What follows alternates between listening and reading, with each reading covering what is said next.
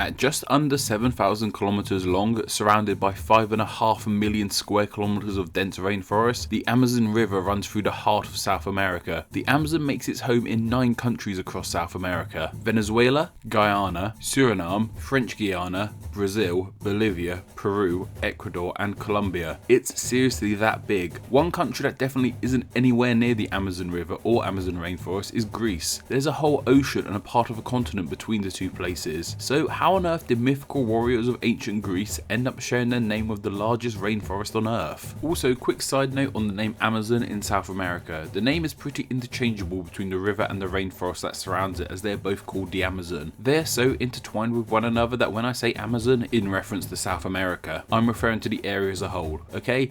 Awesome. So let's start things off by looking at those Greek Amazons of mythology. They were the renowned all-women's tribal warriors who were believed to reside in Scythia, believed to be modern-day Ukraine. The all-female tribe were fierce warriors and concerned with one thing and one thing only: war. Herodotus even talked about them. He explained they were skilled horse riders and avid bow and arrow users. Of course, DC's Amazons are based off these Wonder Women, although I don't think the Greek history books ever talked about lassos that mean you have to tell the truth or invisible jets. Now you may be wondering how on earth a civilization of just women can maintain themselves. Well, the idea was they would reproduce with men of another tribe, keep the female babies, and leave the boys with either their fathers or to fend for themselves in the wilderness. Of course, we have to look at where that name of Amazon came from in the first place. In all honesty, we don't really know the true origin of this name, though we have some ideas. One is that it comes from the Iranian compound of Hamazan, meaning one fighting together, which would make sense as the Amazons did enjoy a good fight. We also have a rather interesting folk etymology on the matter too, though being a folk etymology means that it's most likely not true. We should do a whole folk etymology video one day. This is the idea that the name comes from the ancient Greek mazos, meaning breast, with an A added to the start of it, that means without. This name comes from the idea that the Amazons would remove one of their breasts so they could draw an arrow with more ease, but this idea was debunked by even Greeks at the time. So how did these warrior women end up sharing their name with a river and rainforest in South America? Well, for this we have Spanish explorer Francisco de Orellana to thank. In 1540 he became the first person to sail from one end of the river to the other. It was during this expedition that Francisco and his crew ran into a tribe from the area, the Tapuyas. This tribe had a custom that Francisco had never seen before. The women fought alongside the men. In fact, one source told me that the tribe was led by a woman. Some historians however argue that the tribe were all men, but Francisco and his crew were confused as they wore makeshift grass skirts and had long hair. Either way, this tribe reminded him of the Amazon warrior women of ancient Greece, in turn naming the river and the surrounding rainforest after them, hence how a huge river in South America ended up being named after the powerful women of ancient Greek mythology. Yet despite how big the Amazon is and how powerful the Amazons were, there is now an even bigger and more powerful Amazon in our world. That is of course the online marketplace of Amazon. Now how on earth does a website end up sharing its name with a river and mythical warriors too? Well, Amazon.com didn't always share its name with the other Amazons. Originally the site was called Cadabra to represent the magic of online shopping, but this name fell through when people started mispronouncing it and mishearing it as cadaver, so a new name had to be decided. Eventually Amazon founder Jeff Bezos landed on Amazon, as the name allowed it to stay near the top of the alphabet, and in the hope the name would invoke how huge Amazon.com would be, like how huge the Amazon River is itself. So we have a website named after a river, named after a tribal warrior women. 3 hugely different things, all with one thing in common: their name. The Amazon was suggested by Solania McKenna, sorry if I mispronounced that, on Patreon, and thanks to their suggestion, they will now be honoured as Name Explained's patron saint of the Amazon. If you want to become a Name Explained patron saint, then why not support the channel on Patreon? Just $1 and up earns you the chance to suggest the country or geographical location on the Wednesday patron saint suggestions post for the next patron saint video.